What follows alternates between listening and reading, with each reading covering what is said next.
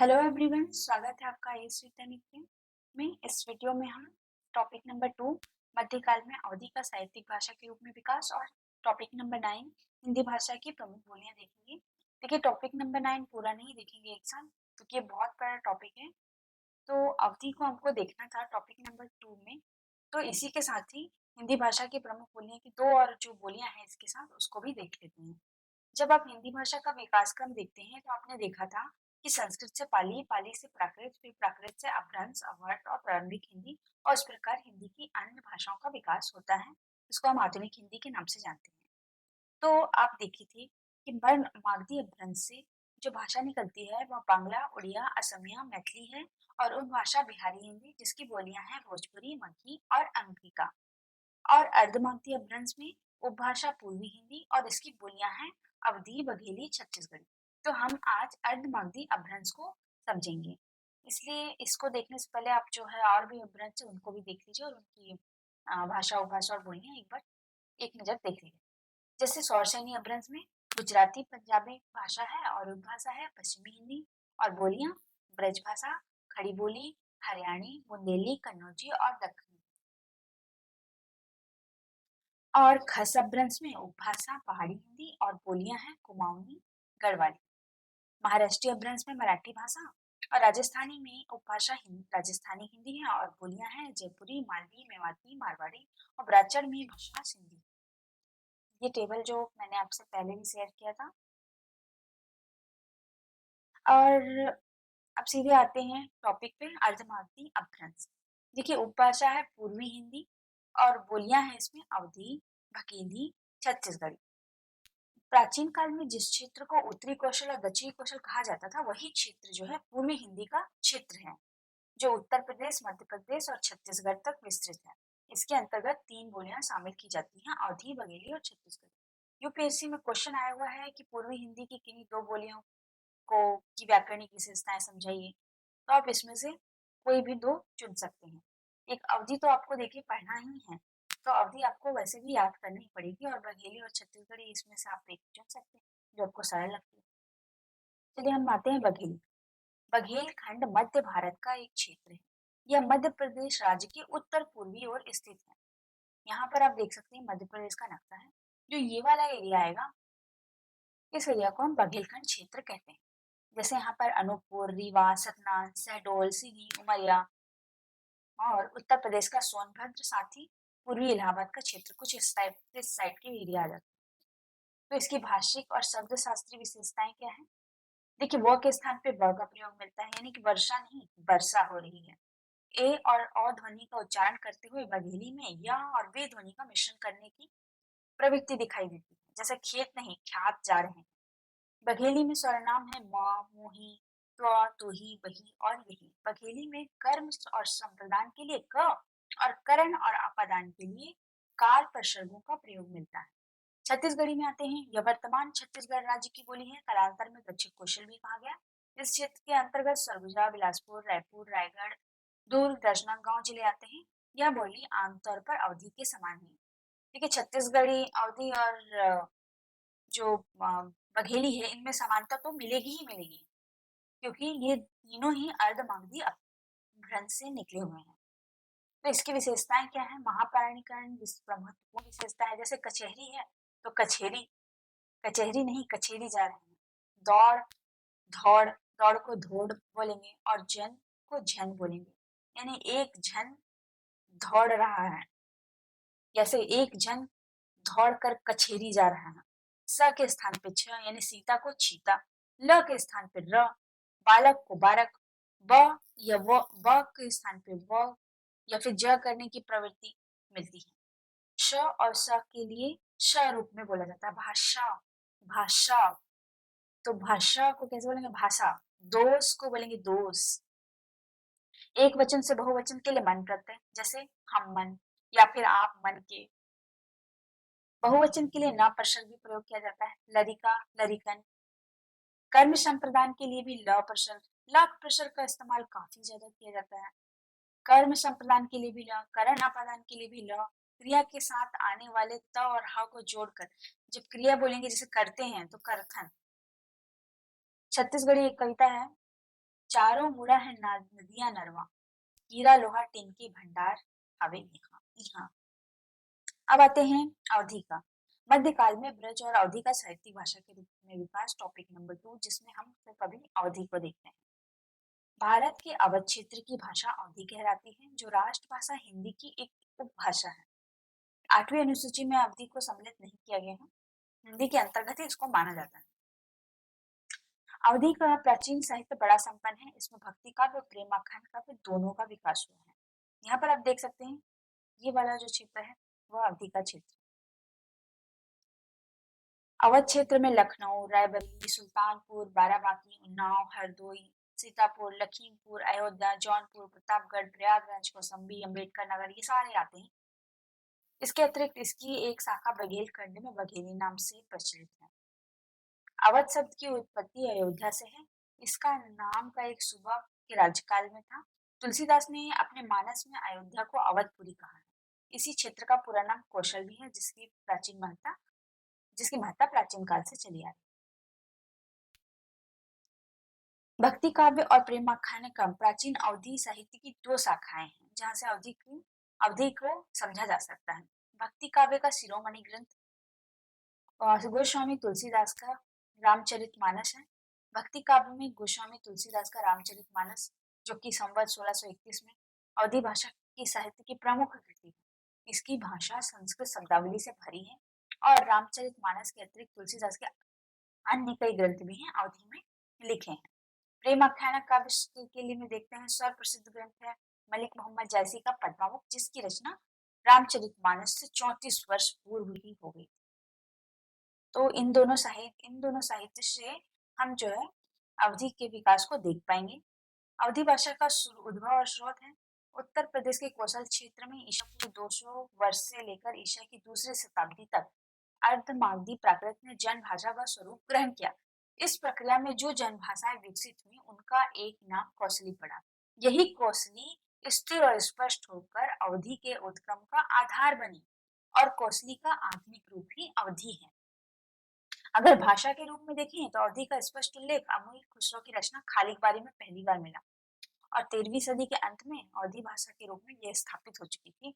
इससे पूर्व आप रोडाकृत राउल वेल में, कन्नौज की नायिका के वर्णन के प्रसंग में, दामोदर पंडित कृत उक्ति व्यक्ति प्रकरण में अवधि भाषा के निर्माणकालीन स्वरूप का परिचय होता है, हालांकि इसका प्रमाणिक रूप से काल ज्ञात है। अब आते हैं ध्वनि विशेषताओं पर। देखिए, यहाँ पर र का प्रयोग मिलेगा ना की जगह पे, जैसे कौन की जगह पे कौन, र की जगह पे र, जैसे सारी बोलेंगे सड़क, सड़क नहीं सड़क, साड़ी नहीं सारी। ल की जगह पे र, फर, फल को फर बोलेंगे। श और स की जगह पे सा का प्रयोग मिलेगा, ये तो आपने छत्तीसगढ़ी में भी देखा था। ये ल वाला भी अपने छत्तीसगढ़ी में देखा, व के स्थान पे व अवधि और छत्तीसगढ़ी में था ये, वर्षा नहीं बरसा। उकार अंतता यहाँ पर मिलती है। जैसे आप जब रामचरितमानस पढ़ेंगे या आपने पढ़ा होगा तो आपने देखा होगा कि बात बात पे ऊ लगा हुआ रहता था, राम कहतू चलो। ए और संध्यक्षरों के रूप में प्रयुक्त होते हैं। संध्यक्षर के रूप में होगा, जैसे कि पैसा नहीं पैसा, ये तो अवहट्ट में भी आपने देखा था। चौड़ा नहीं चौरा, और को और। महाप्राण ध्वनि का स्पष्ट प्रयोग मिलता है, छत्तीसगढ़ में भी मिल रहा था ये। ख, छ, ठ, थ, फ, घ, ये महाप्राण ध्वनियां होती हैं। ध्वनि विशेषताओं में आपने अल्पप्राण और महाप्राण को समझा था। अवधि की व्याकरणिक विशेषता, जिसमें संज्ञा, कारक व्यवस्था, सर्वनाम, विशेषण, क्रिया व्यवस्था और वचन व्यवस्था देखेंगे। तो देखिए, यहाँ पर संज्ञा के 3 रूप मिलते हैं। अगर पुल्लिंग की बात करें तो घोड़ा, घोरवा, घोरौआ। स्त्रीलिंग में नदी, नदी, नदीवा। और स्त्रीलिंग में प्रत्यय देखते हैं इनी यानी कि मालिनी, फिर इनी, बननी, आनी, जेठानी और इया, बुढ़ा। इस तरह के प्रत्यय दिखाई देते हैं। कारक व्यवस्था, निर्विभक्तिक प्रयोग या ही विभक्ति से सभी कारकों का काम हो जाता था। सूफी काव्य में यहाँ पर आप देखिए, राजा गर्व ही बोले नहीं, राजा ने गर्व में बोला ही नहीं, तो गर्व ही, यहाँ पर जो ही विभक्ति लगी हुई है। इसके अलावा रामचरितमानस में देखिए, राम दरस मिटी गई कलुसाई, मैं चरित संक्षेप में ही कहा, यहाँ पर भी ही प्रत्यय लगा हुआ है। इसमें कर्ता कारक के पश्चात ने का नितांत अभाव होता है।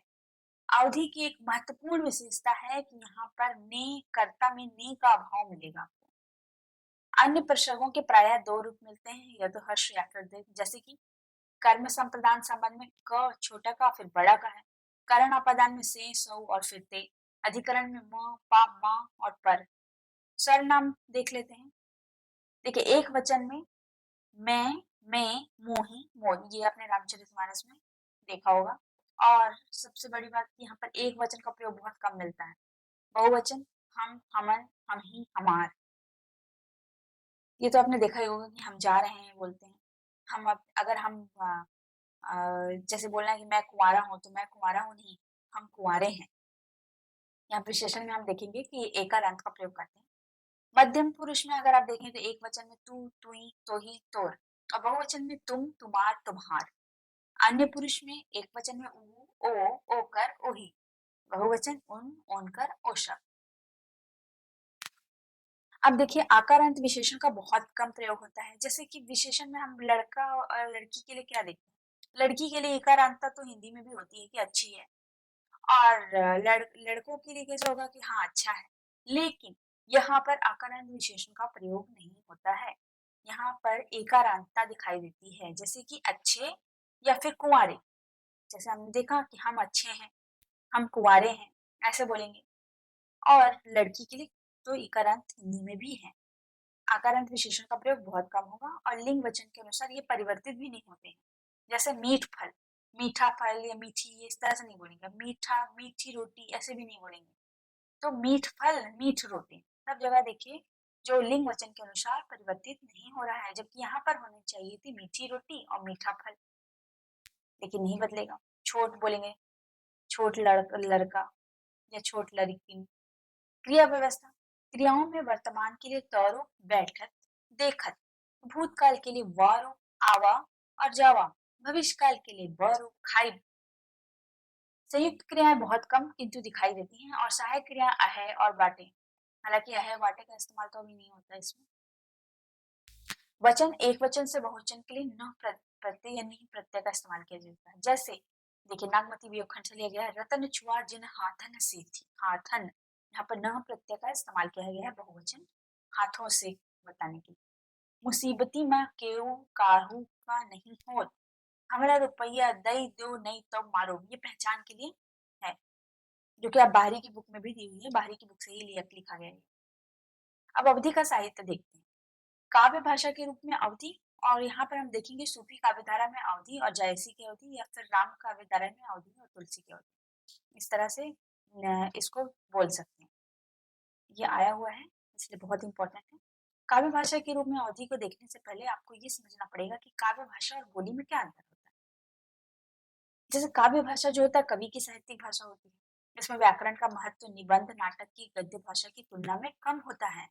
काव्य में व्याकरण की अपेक्षा संयोजना, शब्दों का भावपूर्ण अर्थ, उनसे बने चित्र का, उनसे प्रेषित प्रभाव का महत्व अधिक होता है। वाक्यम रसात्मकम काव्यम कहा भी जाता है। कविता की भाषा जन सामान्य जन के निकट होते हुए भी कवि की अपनी वाक्य योजना प्रयोग विधि के कारण अलग होती है। विशिष्ट भावों को विशिष्ट ढंग से प्रस्तुत करना काव्य भाषा का प्रमुख लक्षण है। इसीलिए आप देखते होंगे कि अवधि का इस्तेमाल अपने अपने तरीके से करते हैं। अगर रामचरित को मानस को देखो तो मर्यादा पुरुषोत्तम राम की भाषा अवधि को लिया तो गया है, लेकिन तत्सम शब्दावली के प्रयोग के साथ मिलता है। वहीं अगर आप जैसी में देखें तो जैसी का जो है वो अलग हो जाता है अवधि। तो एक बोली का प्रभाव होने के बावजूद उसके प्रयोग में, उसकी वाक्य योजना में, शब्दों का जो शब्द योजना है, वो सब कुछ अलग-अलग कवि का होता है। तो कह सकते हैं कि यहाँ पर व्याकरण से ज़्यादा किस बात को महत्व दिया जा रहा है, रस को महत्व दिया जा रहा है कि क्या हम जो कहना चाह रहे हैं वो किस तरह से हमको पहुँचाना है लोगों तक। विशिष्ट भावों का विशिष्ट ढंग से प्रस्तुत करना काव्य भाषा का प्रमुख लक्षण है। कवि अपने काव्य में भाव, चित्र, बिंब, प्रतीक की सृष्टि करता है। व्याकरण प्रयोग पर उसका ध्यान कम रहता है, क्योंकि कभी कभी कवि को शायद अपनी बात को छुपानी भी रहती है। जैसे सिद्ध काव्य में संध्या भाषा, कबीर की उलट भाषा देखेंगे तो बहुत कुछ छिपा हुआ रहता है, तो कुछ अपने आप से भी समझो। सूरदास के दृष्टिकूट, रीतिकाल के कवियों में यमक अलंकार, श्लेष युक्त छंद, ये सब प्रमाण है। कवि को व्याकरण के बंधन में कौन बांध सकता है? निरंकुशः काव्य, काव्य तो निरंकुश होता है। अब देखिए तुलसीदास ने भी काव्य भाषा के लिए दो आधार लिए थे, अवधि का प्रयोग, रामचरितमानस में और ब्रज भाषा का प्रयोग विनय पत्रिका में। लेकिन इनके सब कुछ जितने भी काव्य में इन्होंने काव्य भाषा का प्रयोग किया है उसमें तत्सम शब्दावली का प्रयोग भारी मात्रा में मिलता है। जब ये ब्रज भाषा में लिखते हैं तो वहां भी तत्सम शब्दावली का प्रयोग मिल जाता है। अब हम देखते हैं सूफी काव्य धारा में अवधि या फिर जायसी की अवधि, ये दोनों ही इसमें देखेंगे। 14वीं सदी में प्रेम आख्यान के लिए अवधी भाषा दोहा चौपाई शैली रूढ़ सी हो गई और अवधि को हिंदी देश की सभी लोक जन भाषाओं में शिरोमणि बना दिया गया। पहली रचना जो संपूर्ण अवधि में थी वह मुल्ला दाऊद की चंदायन या लोरी कहा थी। अवधि की पहली कृति थी। इसमें चंदा और लोरी की प्रेम कथा जो मसनवी शैली में लिखी गई है। यानी मसनवी शैली क्या थी? पहले ईश्वर की स्थिति, बाद में पैगंबर की, फिर गुरु की और उसके बाद तत्कालीन राजा की स्तुति की गई है। दोहा चौपाई का विशेष प्रयोग किया गया। विरह वर्णन बहुत ही सुंदर पाया गया। भाषा सुबोध, अरबी फारसी के शब्द सूफी काव्यों की अपेक्षा बहुत कम है। तत्सम तद्भव अधिक है। इस रचना में ठेठ अवधि का प्रयोग किया गया है। कवि स्वयं चंदायन में कहता है, दाऊद कवि जो चंदा गाई, जय रे सुना सोगा मुरझाई। इसी परंपरा में अगली रचना कुतुबन की मिर्गावती 1503 में आती है। अब अगर हम मलिक मोहम्मद जैसी को देखते हैं तो इन्होंने अवधि का प्रयोग करते हुए 14 ग्रंथों की रचना की, जहां तत्सम शब्दावली का प्रयोग नहीं के बराबर किया। आप जब तुलसीदास देखेंगे तो उसमें देखेंगे कि तत्सम शब्दावली का प्रयोग भारी मात्रा में किया गया है। तो इस प्रकार से अंतर दिखाई देता है काव्य भाषा में मलिक मोहम्मद जैसी और रामचरितमानस में। देशज शब्द का प्रयोग यहाँ पर ज्यादा किया जाएगा। तद्भव का व्यापक रूप से इस्तेमाल किया जाएगा। उकारांतता दिखाई देती है जो अवधि की महत्वपूर्ण विशेषता है, जैसे कि मिठासु, नरेशु। प्राकृत अपभ्रंश के कुछ शब्द जैसे दिनीअर और पोहिमी, जब आप नागमती वियोग खंड पढ़ेंगे तो वहां पर देखिएगा ये शब्द आए हुए हैं, पोहुमी, दिनीअर। मुहावरे बहुत प्रयुक्त करते हैं, बिंब योजना देते हैं अच्छे। अरबी फारसी शब्दों का प्रयोग समान है, बहुत ज्यादा भी नहीं करते हैं। वास्तव में सूफी कवियों को भाषा का कोई आग्रह नहीं बल्कि भाव और व्यक्ति की चिंता ज्यादा थी। कुछ उदाहरण है जो कि आप लिख सकते हैं। धरती जैसे गगन के नेहा, पलटी भरे बरखा ऋतु में। यहाँ पर आप देखिए बरखा बोल रहे हैं, व की जगह ब का प्रयोग वर्षा नहीं वर्षा। जिस प्रकार पृथ्वी आकाश से प्रेम करती है तो आकाश परिणामता मेघों की वर्षा कराकर पृथ्वी को प्रेम रस से आप्लावित कर देता है। सीधे संवेदना से जोड़ने में भी समर्थ है, यहाँ पर असमर्थ लिखा हुआ है, समर्थ हुआ। जैसे चढ़ा अषाढ़ गगन घन गाजा, साजा बिरह धुंध दल बाजा। पढ़ते हुए एक ऐसा लगता है म्यूजिक भी बज रहा है। नागमती अपने विरोह को अभिव्यक्त करते हुए कहती है, आषाढ़ का महीना आ चुका है, आकाश में बादल गरज रहे हैं, मानो विरह ने मेरे ऊपर आक्रमण करने के लिए दुख की सेना इकट्ठी कर ली है। बिंब योजना आप देखिए, जेठ जरे जग चले लुआरा, उठही बवंडर परिही अंगारा, बिरह गजी हनुमंत होई जागा, लंका दाह करे तनु लागा, चारुह पवन झकोरे आगी, लंका दाही पलंका लागी, दही भय साम नदी कालंदी। अब इसका वर्णन है कि जेठ के महीने में सारी पृथ्वी जलने लगी है, आधी के बवंडर उठने लगे हैं और तीव्र ताप के कारण पहाड़ भी दहकने लगे हैं और वीरा हनुमान की भांति गर्जना करके जागृत हो गया है। लोगों के शरीर को लंका की भांति दग्ध करने लगे हैं। चारों ओर पवन, चार ही पवन झोंकरे झकोरे आगी। पवन जो है अपने झोंके से वीरा की आग को और बढ़ा रहा है, जिससे लंका ही नहीं पलंका तक जल उठी। और धई वही साम नदी कालंती, और उसकी विरागनी में जलकर यमुना नदी का जल भी काला हो गया है। अवधि की खालिश मिठास के लिए पद्मावत का नाम बराबर लिया जाएगा, ये हम कह सकते हैं। फिर जैसी के बाद आते हैं उस्मान का नाम लिया जाता है, जिनकी चित्रावली की रचना भी पद्मावत के ढंग पर हुई है, वहां भी ऐसे ही दिखाई देगा। तुलसीदास के बाद सूफी कवियों में तत्सम और अर्ध तत्सम का प्रयोग करने के कारण की प्रवृत्ति बढ़ गई। इसका इसका कारण संभवतः रामचरितमानस का प्रभाव था। रामचरितमानस का प्रभाव काफी ज्यादा बड़ा था और यह प्रभाव सबसे अधिक नजर आता है नूर मोहम्मद की अनुराग बासुरी में। शुक्ल जी तो यह भी कहते हैं कि अनुराग बासुरी जो है सभी सूफी रचनाओं में सबसे अधिक संस्कृत गर्भित है। इस प्रकार से ये जायसी की जो अवधि भाषा की विशेषता है वो कंप्लीट हो गया। अब हम राम काव्य धारा में अवधि या तुलसी की अवधि को देखते हैं। अवधि का काव्य भाषा के रूप में विकास जो है, विकास का जो कारण है वो 15वीं शताब्दी में विशिष्ट द्वैतवादी दार्शनिक आचार्य रामानुज के जो शिष्य रामानंद थे, उन्होंने देखिए रामावत संप्रदाय का प्रवर्तन किया। इसके कारण जो कबीर जैसे कवि जो कि निर्गुण थे वो भी राम कथा प्रसंग अपने काव्य में लिखने लगे। वहीं दूसरी ओर राम काव्य धारा का भी प्रवर्तन हो गया, स्टार्ट हो जाता है। अब यह कविता जो थी वो अवधि में ही पुष्प पल्लवित हुई, तो जिसमें कबीर जैसे कवि होंगे उसका कल्याण होना तो स्वाभाविक है। इस धारा के जो प्रधान कवि हैं तुलसीदास हैं, जिनकी प्रमुख कृति रामचरितमानस है। इसका स्वरूप सूफी कवि की ठेठ अवधि से भिन्न है। इसे शिष्ट वर्ग की परिष्कृत परिमार्जित साहित्यिक भाषा कह सकते हैं। इस धारा के सारे कवि हिंदू हैं, जो मध्य युग में संस्कृत की ओर झुकते रहे हैं, तो संस्कृत का प्रभाव तो पड़ना ही है। सूफियों की काव्य भाषा में तद्भव शब्द जितने मात्रा में प्राप्त होते हैं, उतना किसी और में नहीं मिलते। राम काव्य धारा जो है वो तज्जा और तद्भव शब्दों का प्रयोग हुआ है, लेकिन यहाँ पर तत्सम की प्रधानता ज्यादा रहेगी, क्योंकि देखिए अब जो रामचरितमानस है वो मर्यादा पुरुषोत्तम राम के बारे में लिख रहे थे, तो वहां पर तत्सम तो आना ही था। तो इस काव्य का जो प्रतिपाद्य विषय है धार्मिक और भक्ति प्रधान है, तो कवियों ने भगवान राम की प्रतिष्ठा में संस्कृत शब्दावली को अधिक ग्रहण किया, जो स्वाभाविक है। उदाहरण यहाँ पर दिया हुआ है, जग कारण भव भंजन धरणी भार कि तुम अखिल भुवन पति लिन्ह मनुज अवतार। यहाँ पर प्रधानता तत्सम शब्द की है, जैसे भव भंजन हो गया, यहाँ पर भुवन और मनुज ये सब तत्सम शब्द हैं। ध्वनि मैत्री प्रभाव भी दिखाई देता है, जैसे जब आप पढ़ेंगे तो मैंने कहा था जैसे म्यूजिक बजता है, जैसे पहले आपने जयसिंह भी देखा था, शिथिल अंग पग मग डोलहि बेचल वचन प्रेम बस बोलहि। तुलसी की प्रतिभा उच्च कोटि की है, उसमें अलंकारों की आवश्यकता ही नहीं रही, कहीं कहीं अलंकार का प्रयोग हुआ है लेकिन कुशलता पूर्वक है। ये अलंकारों का प्रयोग चमत्कार उत्पन्न करने के लिए नहीं कहते थे, बल्कि अपने जो है गहरा प्रभाव उत्पन्न करते थे। जैसे कि ये अनुप्रास को आदर नहीं देते, उपमा रूपक से अधिक काम चलाते थे। उपमा रूपक का तो इस्तेमाल होगा ही होगा, कमल नयन ये सब आप देख सकते हैं।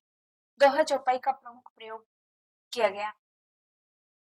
भाषा स्वाभाविक सरल है, और इसका कारण यही कारण है कि आज तक वह भारत भर के कंठों में घुसती है। रामचरितमानस अनुप्रास से चमत्कार उत्पन्न नहीं करते, बल्कि गहरा प्रभाव छोड़ते हैं, जैसे जलचर तलचर थलचर नभचर, यहाँ पर चर चर दिखाई दे रहा है। तुलसी के बाद विशाल राम काव्य परंपरा काव्य भाषा के स्तर पर धीरे धीरे अवधि से दूर होकर ब्रज भाषा के साथ जुड़ने लगी। इसका कारण कृष्ण भक्ति काव्य धारा का प्रचलन बढ़ने के साथ श्रृंगार लोकरंजन जैसे तत्व साहित्य के केंद्र में आ गए। ब्रज भाषा में चमत्कार पूर्ण अभिव्यक्ति करने की क्षमता अधिक होने के कारण हिंदी साहित्य के केंद्र में आ गई। तो इस प्रकार से जो अंत किस प्रकार से होता है ये भी आपको बताना पड़ेगा। तो अवधि की शक्ति और सीमाएं देखें। देखिए अवधि एक उदात्त गंभीर मर्यादा पूर्ण अभिव्यक्ति के लिए जानी जाती है। ना तो ब्रजभाषा की तरह बहुत ज्यादा कोमल है, ना ही संगीतात्मक, ना ही खड़ी बोली की तरह अत्यंत कठोर। तीव्रता कम, ठहराव अधिक है यहाँ पर, इसीलिए राम के लिए ज्यादा उपयुक्त सिद्ध हुई। मर्यादा पुरुषोत्तम राम लोक रक्षक जैसे मूल्य के संस्कार के स्तर पर धारण करती है। लचीलापन दूसरा महत्वपूर्ण गुण है। तत्सम शब्दों को अवधि के शब्दों के रूप में रूपांतरित किया गया है यहाँ। ठहराव और बांधने की क्षमता के कारण प्रबंध काव्य के लिए सहज भाषा है। भौगोलिक दृष्टि से भी विस्तृत क्षेत्र की भूमि है, जो ब्रजभाषा से मिलती जुलती है, जिसके कारण ब्रजमंडल में भी बोध कम है और भोजपुरी से भी निकटता का लाभ है। अगर देखें तो अवधि इधर भारत नेपाल फिजी में भी बोली जाती है। दुनिया के अन्य देशों Mauritius Trinidad Tobago Fiji Guyana ये सारे देशों में भी अवधि बोलने वालों की संख्या बहुत ज्यादा है। सीमाएं क्या है, मनोरंजक परक चंचल मनोवृत्तियों को व्यक्त नहीं कर पाती है, इसीलिए तो ब्रजभाषा आई थी। श्रृंगार पर रचनाओं में समस्या आती है, आधुनिक जीवन की जटिलताओं बदलते हुए समाज की प्रवृत्तियों को चित्रित करने में सक्षम नहीं है। तुलनात्मक रूप से कम समृद्ध विरासत के बावजूद खड़ी बोली ज्यादा सफल हो पाई। इसमें आधुनिक जीवन की जटिलताओं को ज्यादा अच्छे से अभिव्यक्त कर पाती है। मुक्तक वाली तेजी इसमें नहीं है जितनी की ब्रज भाषा है। अब विश्व भर में 6 करोड़ लोगों द्वारा बोले जाने वाली भाषा अवधि को अभी तक भारतीय संविधान की 8वीं अनुसूची में जगह नहीं मिल सकी।